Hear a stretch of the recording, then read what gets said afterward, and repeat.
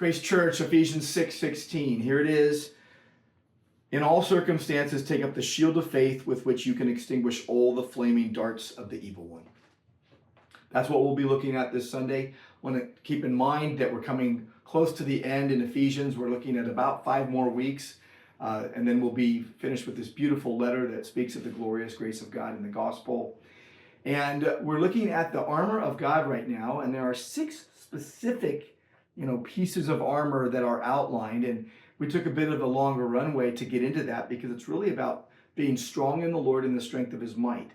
I mentioned something Sunday, and I'll keep mentioning it, that this is not like a buffet line where you can say, hey, I'll take 1 shield of faith, and why don't you give me 2 belts of truth there, and I'm going to hold off on the breastplate of righteousness this week because I don't feel very holy. It's not that.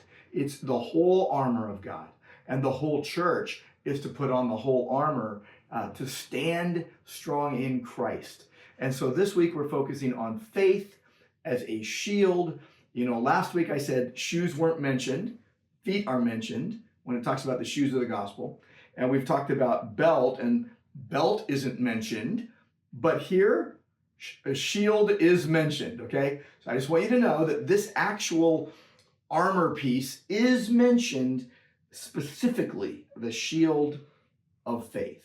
And that's what we'll be looking at on Sunday, and what it does and why it's so important.